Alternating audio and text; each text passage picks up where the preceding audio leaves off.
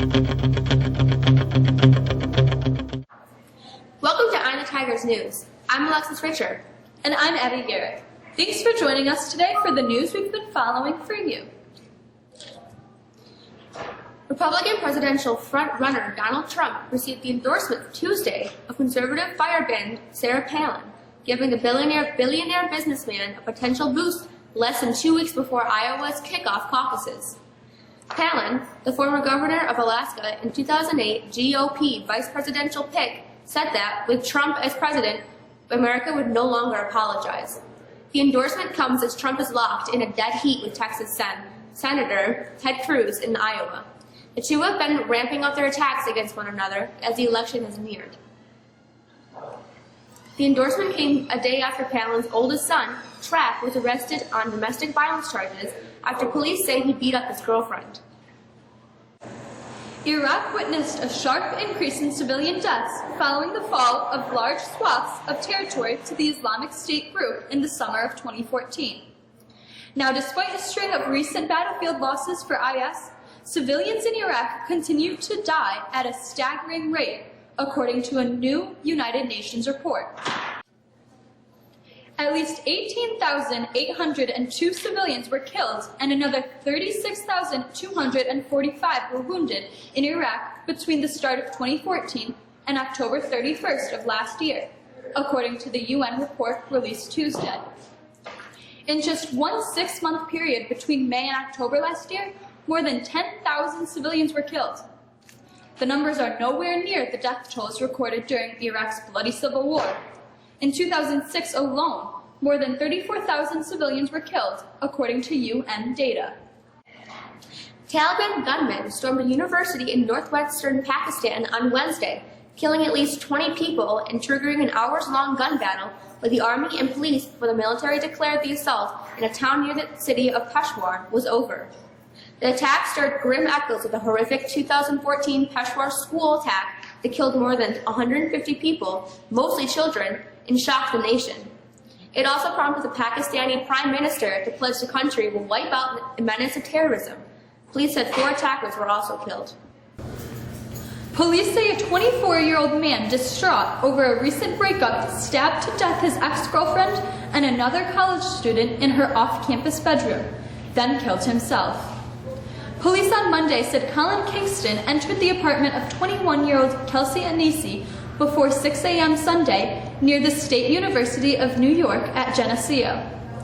Kingston found her with another student, 24-year-old Matthew Hutchinson of Vancouver, British Columbia. Police say Kingston killed them both with a large knife. Investigators say the former Geneseo student called his father before turning the knife on himself.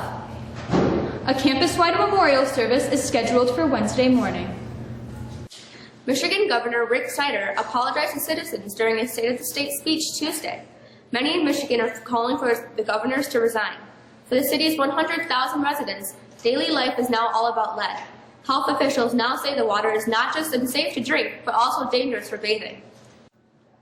The Supreme Court stepped into a boiling political dispute over immigration Tuesday, setting up a likely decision in the middle of a presidential campaign marked by harsh rhetoric about immigrants. The justices agreed to review whether President Barack Obama, acting without congressional approval, has the power to shield from deportation up to 5 million immigrants living in the U.S. illegally and make them eligible to work without fear of being rounded up. Underscoring the political dimension, the case will be argued in April and decided by late June, about a month before both political parties gather for their nominating conventions. A bipartisan Senate agreement would revise healthier meal standards put into place over the last few years to give schools more flexibility in what they serve the nation's school children, easing requirements on whole grains and delaying an upcoming deadline to cut sodium levels on the lunch line. While legislation released by the Senate Agriculture Committee on Monday would placate some schools that have complained the rules are burdensome, it is greatly scaled back from an unsuccessful 2014 House Republican effort to allow some schools to opt out of the rules entirely. The panel is scheduled to vote on the measure on Wednesday. After more than 2 years of public quarreling, the bill signals a possible truce for a group of school nutrition directors and First Lady Michelle Obama, an outspoken proponent of healthier eating during her husband's 7 years in office. Glenn Frey, a rock and roll rebel from Detroit who journeyed west, co-founded the Eagles with Don Henley, formed one of the history's most successful songwriting teams with such hits as Hotel California and Life in the Fast Lane, has died. Frey, 67, died of complications from rheumatoid arthritis, acute colitis, and pneumonia, the band said on its website. He died Monday in New York. He had fought the ailments for the past several weeks, the band said. Frey's health problems, including diverticulitis, dated to the 1980s. He would blame in part his years of, quote, burgers and beer and blow and broads, end quote, and later became a fitness advocate. Guitarist Frey and drummer Henley formed the Eagles in Los Angeles in the early 1970s. Today's odd news of the day is quite frightening. An invasion of poisonous snakes washed downriver in recent floods forced authorities to close beaches to summer holidaymakers in northern Argentina, officials said Monday. Floodwaters carried a species of water lily and with it countless crawling, slithering creatures south the beaches at the mouths of those rivers near Buenos Aires. Inland river beaches were also closed over the weekend in the northern city of Rosario. Locals there spotted displaced animals such as otters, a wild boar, and a fox cub, as well as snakes, scorpions, and stinging insects.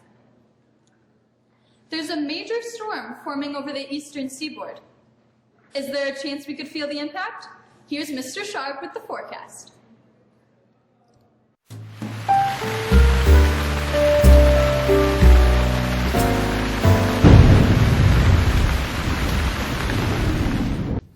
Lake effect snow showers may continue to persist, but to a far lesser degree for our Wednesday. Sure, we might see 2 to 4 inches of snow, and temperatures will still be in the upper 20s. Thursday, much of the same. We'll look for partly cloudy skies with temperatures in the mid-20s again. And as we look ahead, we see more of the same for Friday. Again, temperatures in the mid-20s and mostly cloudy skies, before some changes come in potentially for Saturday. A low-pressure system looks to track up the eastern seaboard and could impact our weather for the weekend. Some major cities like Washington, D.C. and Philadelphia, New York, and even Boston could see up to a couple of feet of snow. But right now it looks to be headed too far east to impact our weather, but it's a storm that's worth keeping an eye on, and that's what we'll do. With your forecast, I'm Michael Charbonneau. The Syracuse Orange scored a major upset Monday night. Here's Justice with the highlights.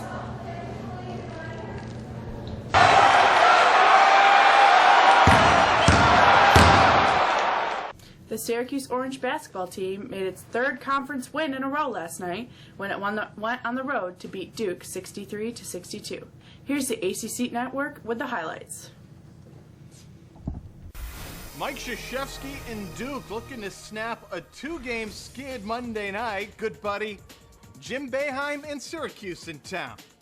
Early on, off the good ball movement, Brandon Ingram triples up and Duke goes up 10-9. Later, Q strikes with this. Michael Benajay alleys, Tyler Roberson with the oop. And that, folks, is must-see ACC. Fast forward, closing seconds, first half.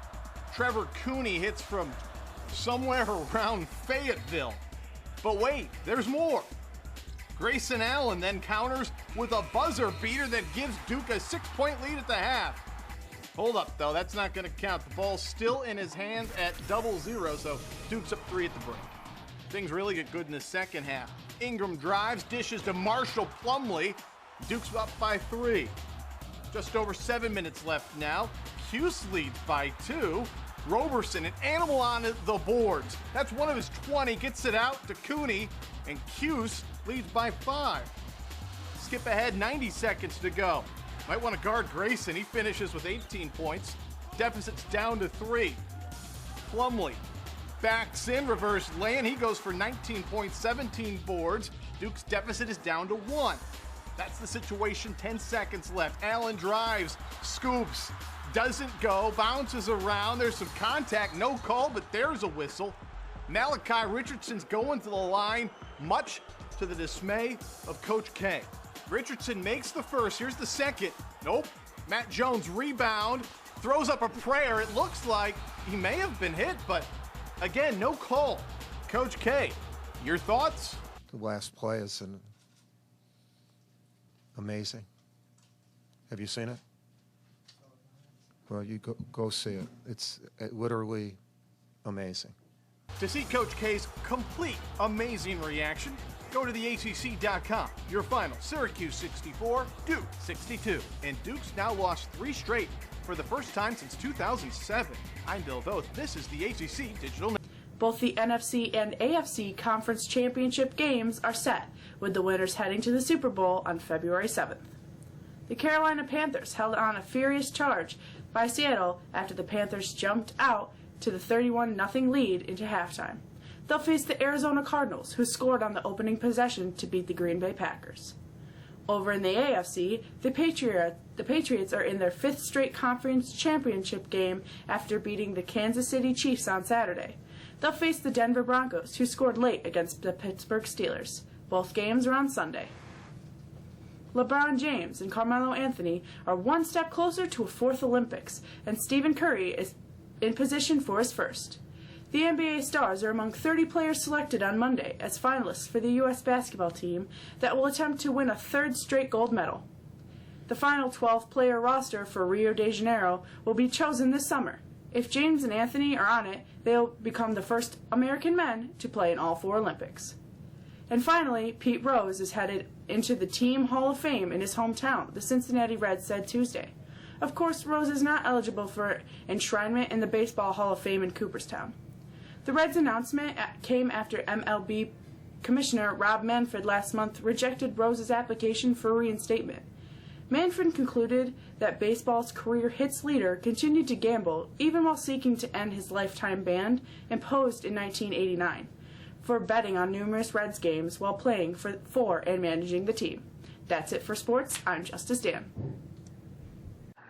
Looking at the calendar this week, the girls' varsity basketball team hosts Central Square on Thursday. On Wednesday, the swimming and diving team hosts Sweet Sport. The meet starts at 5 o'clock. The SATs will be given this Saturday here at Mexico. And the first semester ends next Monday. 4 Regents exams begin on Tuesday, the 26th. Students should check with their respective teachers regarding exam schedules. That's it for us today. Thanks for joining us today. We look forward to seeing you again on Friday. For the staff of Eye on the Tigers News, I'm Abby Garrett. And I'm Alexis Richard. Have a great day.